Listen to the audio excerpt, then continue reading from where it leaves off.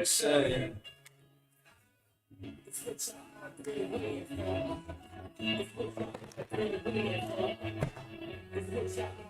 solutionaries?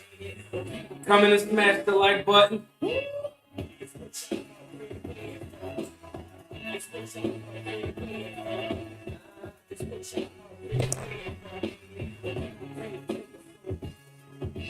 Where y'all from? Where's everybody from? Get in here, hit the like button. You watching it on X? Repost it. You're watching it on youtube.com/Maj2Ray. Do all of the good stuff. Let me know if y'all can hear me. Guys, we're going to talk about a few things tonight.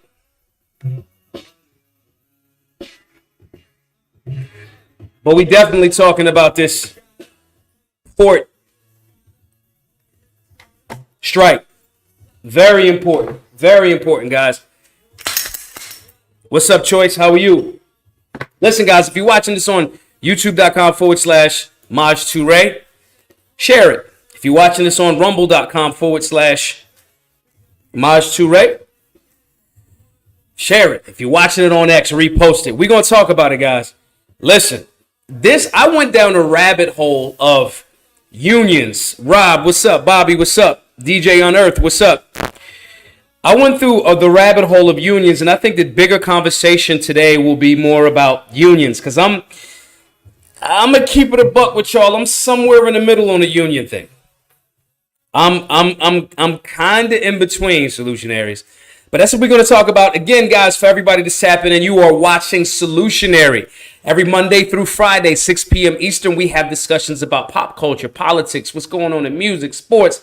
All of the things that's happening, all of the talking points, but we give you solutions. It's no point in talking about what's popular if you can't turn that into a solution for your life. And it's very, very important. So that's what you tapped into.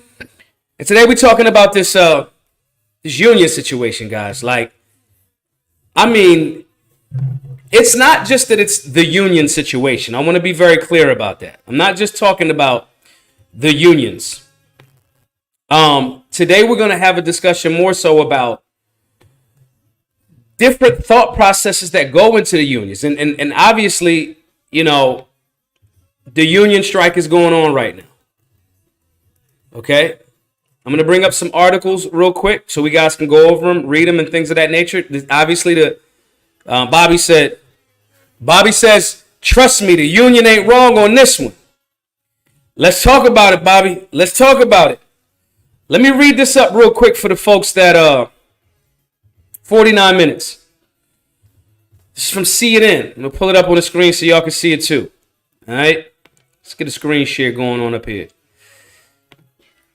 Boom. Here we go, guys. Port workers. Where's this shit at? Let me make sure I'm on the right damn page. All right. Port workers strike against East and Gulf coasts. What we're covering, nearly 50,000 members of the International Longshoremen's Association are on strike Tuesday against the nation's East and Gulf Coast ports. The strike, which began at midnight, will stop the flow of a wide variety of goods over the docks of almost all cargo ports from Maine to Texas. And think about that, solutionaries. Maine to Texas. It could also stop U.S. exports now flowing through those ports, hurting sales for American companies. In the middle of we going into election and or holiday season. Okay, the ports involved in the port of New York and New Jersey, the nation's third largest port of volume of cargo handled. It also includes ports with other specialties. Department of Transportation calls on carriers to withdraw surcharges. U.S. Department of Transportation on Tuesday said the administration is closely monitoring any attempts by companies to opportunistically raise prices, including ocean shippers or others, during the labor dispute at East Coast and Gulf Coast ports. In a statement from Secretary Pete Buttigieg. I hate that guy. I don't hate him. I don't know him. I just don't like him. Our administration is calling on ocean carriers to withdraw their surcharges. No one should exploit a disruption for profit, especially at a time when whole regions of the country are recovering from Hurricane Helene. Statement reads, we are closely monitoring potential supply chain impacts and assessing ways to address potential impacts if necessary. I'll come back to that in a minute, solutionaries, but I want to say this. I want somebody to actually help me out with this.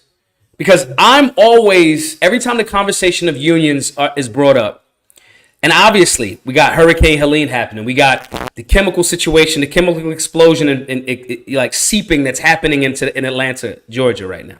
Didn't talk about that much yesterday, but all of these things are happening. And in this port situation, when you talk about inflation, hyperinflation, and passing the buck onto the consumer, or companies going out of business, I mean, this particular strike, we haven't seen one this large since 1977. Now, I will be honest. It's a lot of stuff that goes along with unions that I agree with and I disagree with. And I want y'all to jump into the chat, jump into the comment section and tell me your perspective here. But I have a nominal understanding of unions. Okay. So I'm going to talk some very, very simplistic conversation today. And I want y'all to jump into the comment section and hook me up and tell me perspective. Okay. Bobby said we definitely got to chop it up more. On this one, it's more than meets the eye. We should do a live, Bobby.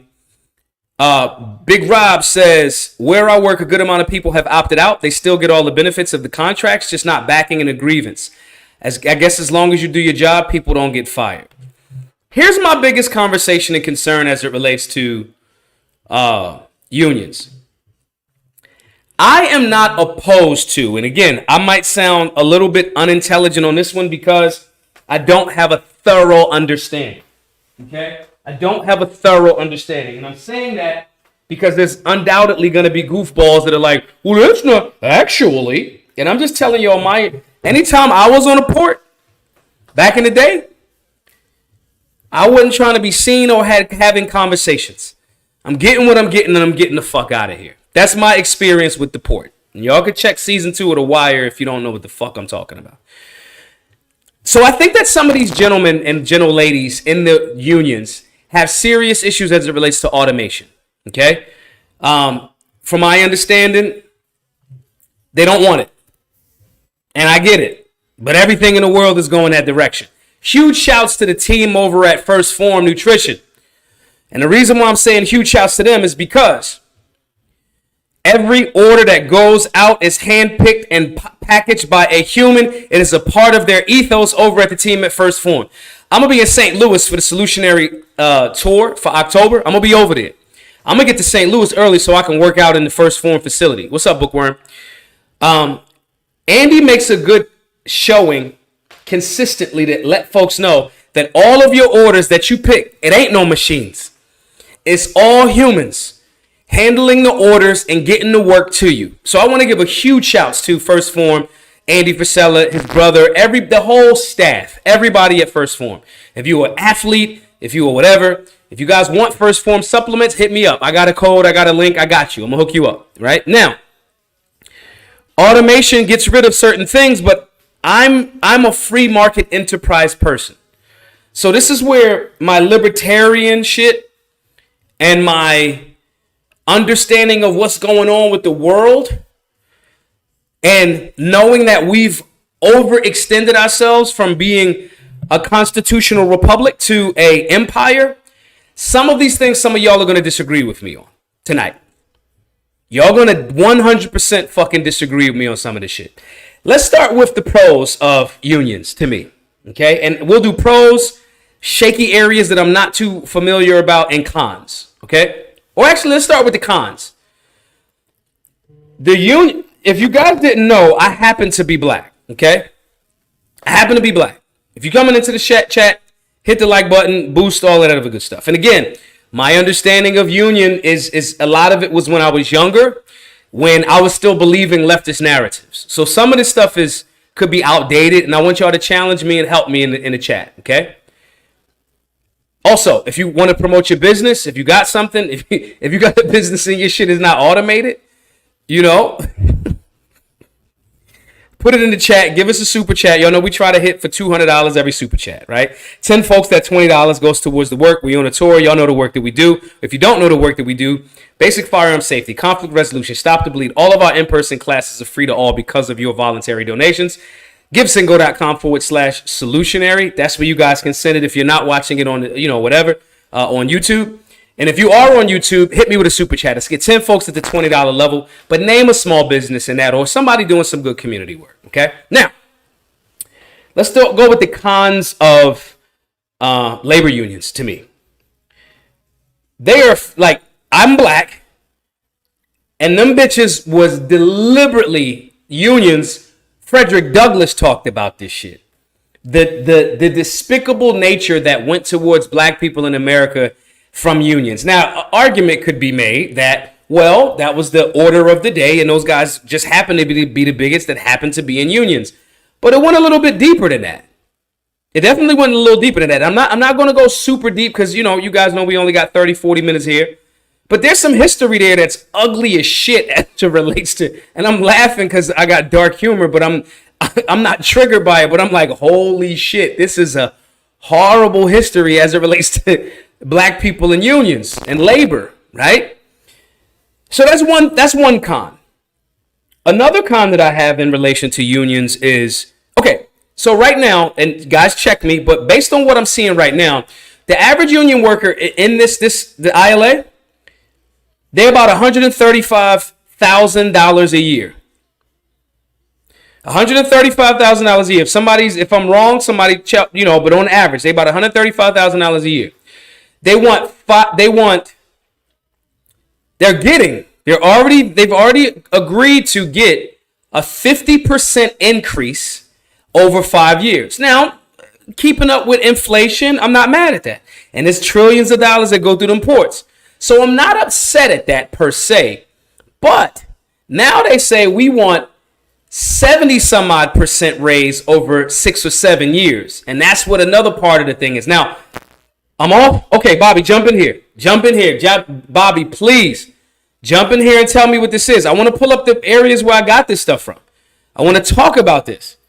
Now, is that true that there's a 50%, you're going to get the 50% joint? I seen some of this stuff, somebody on social media was saying it, I'm like, nah. And then I'm looking at some of it, and some of the stuff is in position. But I'm understanding also that the biggest conversation here, I want y'all to check this out. If where I'm wrong, guys, jump out there, put it in the chat. Put it definitely in the chat. Jump it in there. Let's talk about it. Okay? Because it's very important. And some of the, again, like I said, some of my understanding of this union thing might be outdated info. It just might be. But, so here's another con that I have.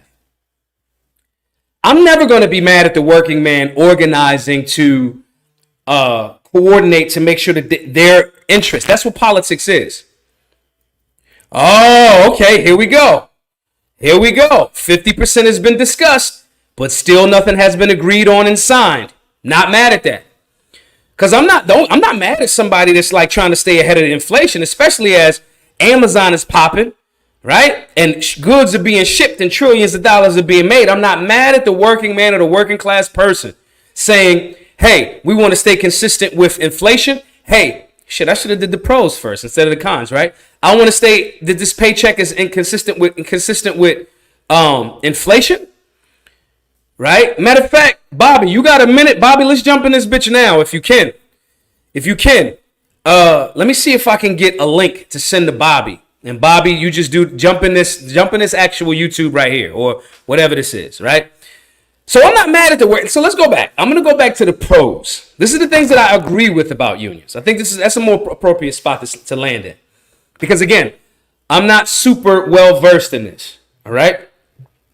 I'm not mad at any man that says, hey, I want my money to be consistent with inflation. Turn the mic down a bit. I want my money to be consistent with inflation. I want my money to, all right, I turned the mic down a bit. Let me see if I can also get a link to send to Bobby. Email me a link to send to Bobby so Bobby can jump in on here. Because Bobby's in the Solutionary 9, and I think this is Bobby I asked this. I said, how can we make the Solutionary 9 group better?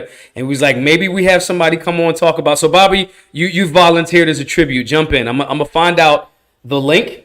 I'm gonna try to get it texted to me now or email to me, and then I'm gonna email it to you in the chat Telegram group. But anyway, Again, I'm not upset at somebody collectively organizing and saying, yo, y'all made $1 billion. Our team should get this much because we do a lot of the work. I'm not mad at that. All right, there you go. It's in the chat. Bookworm got it in the chat. So, Bobby, hit that link, and I'll bring you up. All right? I'm not mad at that. Where I give pushback about unions is where city government says you have to hire union workers. I don't think that that's free market enterprise. I think if the unions say, and I'm not talking about, hey, we all organize and we step off. I'm not talking about in the middle of arbitration, right? But if they say, yo, we don't want to do this no more and we stepping off, I believe that I should be able to hire other people. I believe the market, if y'all don't want to do the job at this price, free labor, I'm going, all right, cool. You don't want to do the job. I got 1,000 people that might want the job. I'm going to hire them. All right? Let's bring Bobby up to the stage real quick. Bobby, what's up, bro? It just so happens I'm rocking your shit. Hold on. Let me turn this other Bluetooth off so I can get you coming out the other speaker, too. Let me, boom, turn that one off. Turn this one on. All right, say something now. You got me? Yeah, I got you. Bobby, what the fuck is going on down there? All right, so I'm gonna keep it a buck right off the jump. They're not telling us a lot, but I can tell you that the biggest argument right now is automation. Mm-hmm. So I'm gonna go back to what you were talking about with the money situation. All the ports across the country start at a different rate. There are people that 100% are making 200 grand a year, but what they're not telling you is they're working 80-hour work weeks. They're running cranes. So just to have total transparency, the local union starts at $20 an hour.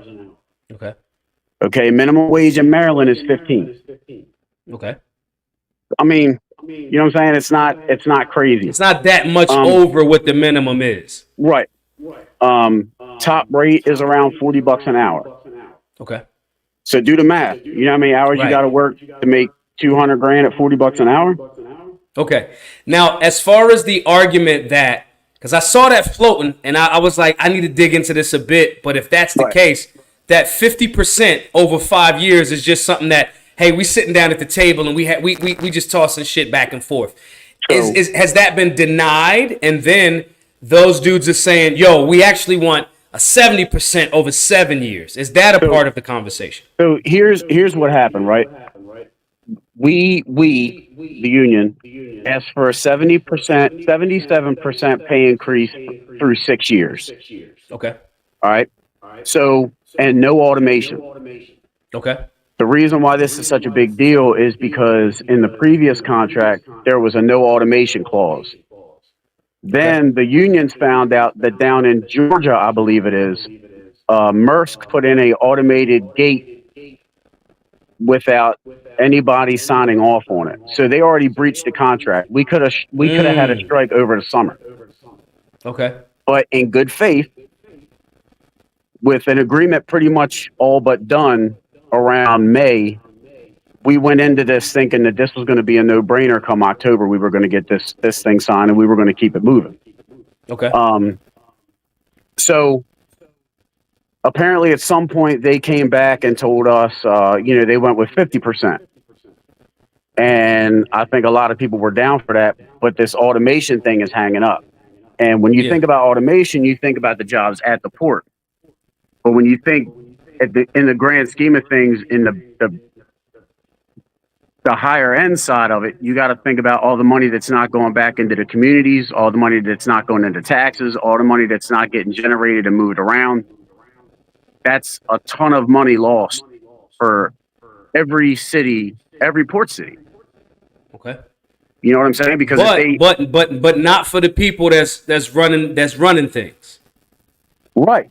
98% of them are overseas logistics companies. Why wouldn't they want us to not have a booming economy? Well, I know there's one, I won't name any names and start a whole bunch of BS, but we got one in Switzerland, we got one out of China, we got one out of the Mediterranean. I mean, these are all global shipping companies, none of which are based in the U.S. So Yeah. where the U.S. makes their money off of the maritime's backbone is through the unions and the ports. Yeah. So when you think about they went from making millions, these logistics companies went from making millions a year to making billions a year, especially through COVID. They jacked all the rates up and then lowered them right away so the truck drivers are struggling. In an economy where they got to pay $5 and $6 a gallon for diesel, like it's basically the shipping companies are trying to obviously make as much profit as they can. That's what businesses do, with as little overhead as they can, which is what businesses do. The only problem is we look at it like these are offshore, global companies making money, and the U.S. maritime money won't be coming if we get total automation. What positions do the longshoremen, the port workers, what strong positions do they have to block automation? Because that robotic shit is a juggernaut. It's like not even Tesla's putting out electric automated 18-wheelers. What is something that makes the workers say we have the ability to block that? Is it all in a negotiation? Is the strike the only leverage that they have left? What do you think? I mean, make no mistake, automation's coming. You understand what I'm saying? Like, that's the future. That's the future of probably every big business in the world. But this is basically the union's way of dragging it out and trying to secure this for as long as we can. You're talking about guys, this port shit, it's generational. Oh, 100%. You know what I mean? We got grandkids of guys, great grandkids of guys down there. And when you're talking about these old school guys, especially like the guys that are running the union now, Daggett, who is the head of the international for the U.S., his son, Dennis, is probably going to end up taking over as the president of you know what I mean? So this is like a generational thing. So basically what's happening is the reason why people are hanging on so tight is because they're looking at it like, when my kids get here, is there going to be a job for them? They already have situations where, each crane is manned by one man. And the union label is, one man, one job, one paycheck. So when you start talking about automation, you got cranes where one man from an office can control 3 cranes by himself. So it pans out great for these big corporations that are already making billions to knock out $200,000 a year jobs, because these guys are getting paid, 12-hour shifts. So when you can eliminate 2 jobs, that's a no-brainer for them. But we look at it like, if you eliminate 2 jobs times, let's say, 12 for the amount of cranes that we have, and then you multiply that up and down the eastern seaboard, that's a bunch of jobs. And that's just the beginning with the cranes. That's not talking about empty handlers, top loaders, RTGs, all that other equipment. It's just a matter of time. What we're trying to do is we're trying to extend that time that we still have to be manned labor. What is the general public getting wrong? Because like I said earlier, when I was going to a port, it was in and out, and I don't want to have no conversations with nobody about shit. So it wasn't me trying to figure this shit out. Right. And because of that, my information base is nominal. Now I'm going to be objective about. I have questions about this. I got some pushback. I disagree with that. Sure. One of the biggest gripes for me is when city government says you have to hire union workers. I'm kind of like, that's getting in the way. That's kind of like cronyism. Now, I'm all with guys going, no, we do this job. We do it very well. We the best and whatever. And no, we're not going to settle for less. Now, I'm also with a bigger company. I would feel more comfortable after your explanation. I would feel more comfortable if these were American companies. Right. If these were conglomerates that were like, we are the conglomerates for over there, but we got our own thing in-house. I would feel a little bit more like, okay, right? But what is the general public not getting right about union fights and strikes? What do you see as something that the general public is like, nah, that's wrong? Like, that's not, is it just the misinformation? What do you think is the leading thing that most people have a misconception about? I think a lot of it is that, from what I'm seeing, a lot of it is people are thinking it's all about the money. Now, if you think about what we do, our job is totally separate from what the union's job is. The union's job literally is to secure labor. That's the Correct. union's job. Yeah. So when you think about it from that standpoint, it's about securing those jobs, keeping those jobs, and getting the best money you can for those jobs. It's no Yeah. more, no less when it comes down to Yeah. the union itself. Yeah. I think that, especially with this specific um, strike, the numbers are all skewed. So if you go over to the West Coast, those guys just signed a contract last year. Those guys are making big money, but their cost of living is double what it is over here on the East Coast, unless you're New Ah. York or, you know what I'm saying? So when you got a guy that's making 200 grand a year, but his cost of living is double what ours is, it's not. I mean, it's a Yeah. living wage, no doubt about it. Yeah. But the main reason why I enjoy my union job, and the main reason why I took this job, I restarted my career at almost 40 years old down at the port. So, but it's the annuity, it's the pension, it's the health care. That's what I'm working for. You know, I got a family. That's Yeah. what I'm worrying about. I want to be able to retire one day and not live, you know, on the street somewhere. Right. Um, Right. but I think a lot of the stuff that's missed is, oh, it's all about the money, it's the greed, it's this, it's that. But what people don't understand is this specific strike is giving other logistics companies, these mom and pop owned trucking companies, the leverage that they need to then go on strike. You understand what I'm saying? It's like a Yeah. snowball effect. Yeah. And like I said, if you go back and you look at the top shipping companies in the world, every single one of them is China. You know, all these Mediterranean companies, Germany. So it's not like our money is in that. Our money is at the port. It's stateside. So that's where we get our money from. Bro, as we're talking about this, and you know, there's a picture that's been surfacing. To me, one of my most favorite television shows of all time is The Wire. That shit related to my entire Yeah, life, me too. right?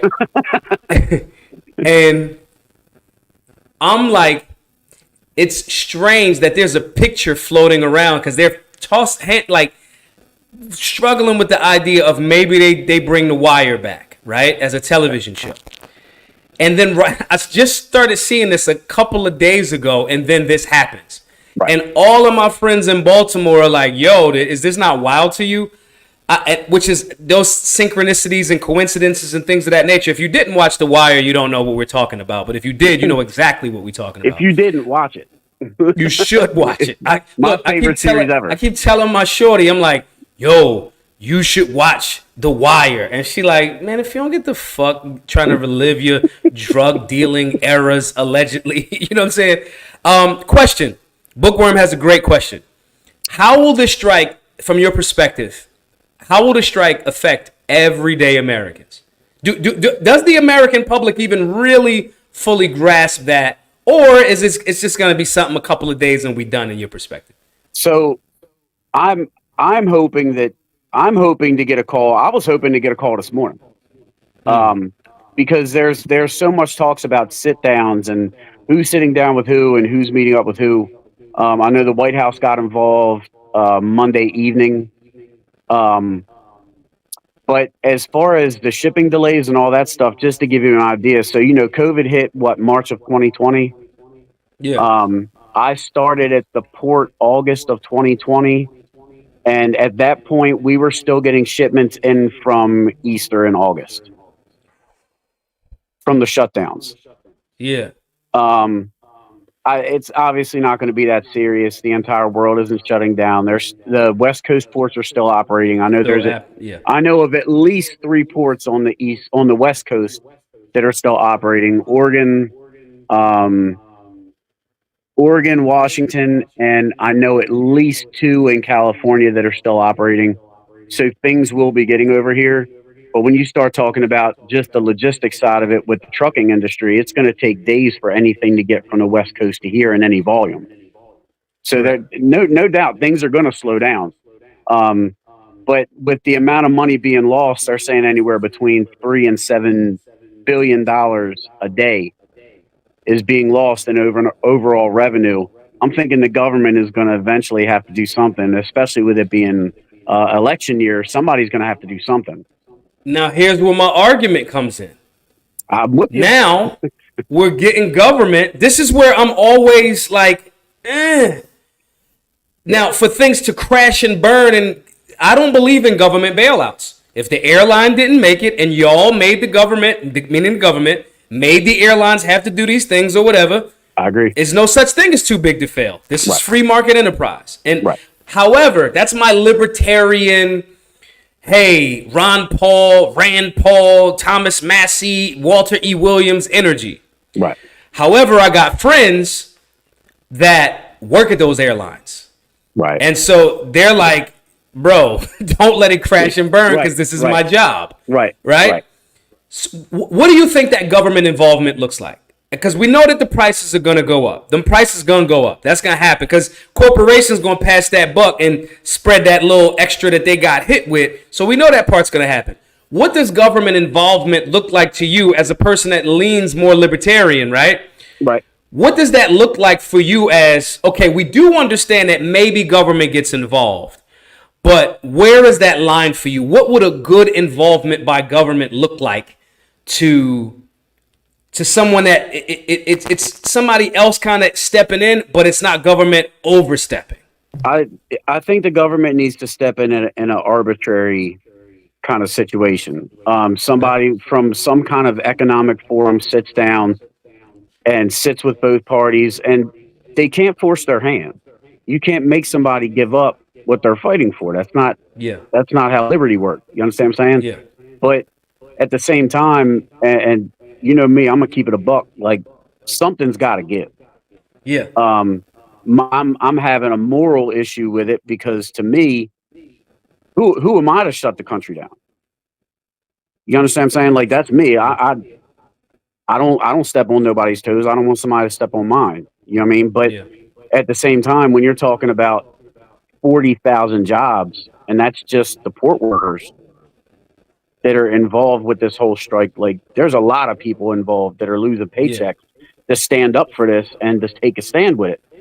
But I feel like I said, it has to be like an arbitrator situation. I feel like if you come in and tell somebody how to run their business, that's not what the government's for.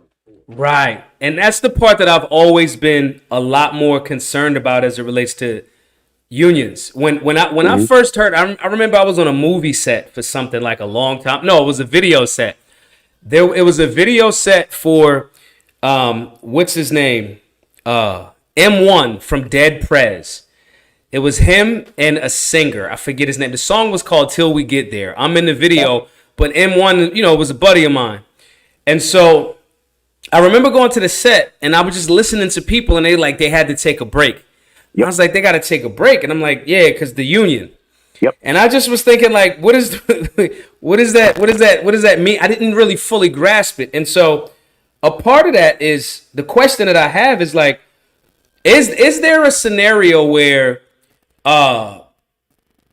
there are places where government is not involved in saying, hey, you have to hire union workers?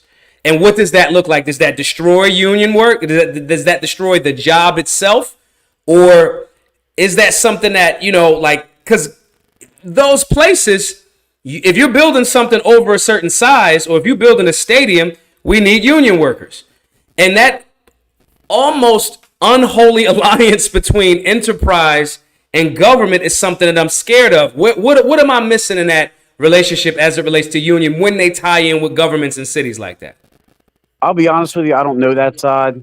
I'm not as connected on that side. I'm not going to sit here and pretend I know what's going on, but Yeah. I know that there are non-union ports. They're just not these huge state-run ports. Yeah. there's there's a few ports here that like work on ships and stuff like that. But like I said, I'll be honest with you, I'm not going to sit here and blow smoke. I'm not really sure. I'm not in touch with that end of it. Um, I can probably find that out for you and send it to you in a Solutionary 9 or something. Yeah. I'll talk to. I'm actually my foreman is actually our union locals treasurer, so he got. And I'm sure I'll see the president tomorrow, but I honestly don't know how that would work. I mean, it's no different than your, quote unquote diversity hires. Like when you work in DC, you have to have so many minority owned companies on a job site. Um, Things like that will get you a better chance to win a bid. So Yeah. like when they did the Maryland Live project here, there was a guy who got the contract whose wife owned the company. That's by design. Right. Right. You know what I'm saying? That's not, that's Oops. yeah, right. Right. Just so happens that, my wife owns a company, so we got the minority female business owner contract. Um, so I don't know exactly how that ties into that, but I can only imagine that it's one of those things. You know what I mean? It's like you got to have so much this, so much that. You know what I mean? Those are the areas that I've always had pushback around the concept of unions. But I also, from your perspective, I like that statement that you said. A union's job is to secure the labor. It is. Like our That's a job union's is to job. make sure that these jobs are there. That's why these constituents pay us dues. We are the public servant. We don't work for the corporation. We Right. work for our members. Right. And I think that's something that's very, very powerful. And I mean, that's in essence, that's what a public servant is. I don't work for Yeah. y'all. I work for the people that hired me to do this job to defend their interests. Like we talk about in the civics, class. Politics is the securing, maintenance, and expansion of your interests. So I'm Right. not ever mad at those, folks for doing that. I just think that it's like, man, and the media does a good job of going, they care about the money, so they don't care that they're Right. crippling the whole world. And Right. lastly, before I let you go, and everybody that's in here, you should be hitting the like button. Huge shouts to everybody giving up the super chats. Yah Hakeem Selassie Bey said some real things coming down. And the long play here outside the longshoreman strike is if Iran pops off. I thought about that too. Listen, the last season, if this is the last season of America, it has been a absolute roller coaster. You know what I'm saying? And so these things are happening. Appreciate you for that, Yah Hakeem, for that. Guys, also the Solutionary 9 Telegram group is free until midnight. It's free until midnight. Then after that, it's not going to be free. We are unionizing. We know our work. We know Hey, our be work. careful. Be careful. I'm gonna need that union break, that meal hour. I'm gonna need all that. I'm gonna need that. Now, technically, this is off hours work right now. You're already in one meal hour at least. See, this is why the union thing is like. I'm like, what? Guys, join the Solutionary 9 Telegram group. This is an interesting conundrum and a very, very well. If you're a thinker, this would force you to think about these things in not such a binary way. Because I'm so glad that you tapped in, because we're talking to an American worker Right. that is saying, hey, this is what they're not telling you, and this is the concern here. We are here to defend those jobs, and that's very important. Before we wrap up, tell the folks where you can. I want them to follow you.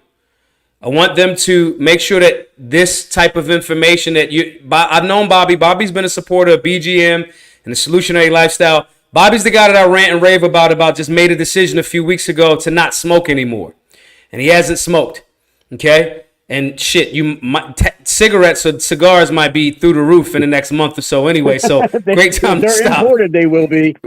Right. Tell folks where they can find you, as well as what you'd like to see come of this strike and the direction that, as a worker, you'd like to see it go. You can find me on Instagram at the Bobby T. As far as what I would like to see, I would like to see just people hold up to their end of the bargain. Like I said, we had a contract signed for 6 years. We used to do 3-year contracts. After that, we decided, okay, well, we got a long-standing relationship with these guys. Let's do a 6-year contract. So those wages are set for 6 years. Now, we've been through COVID in the past 6 years. We've been through this hyperinflation in the past 6 years.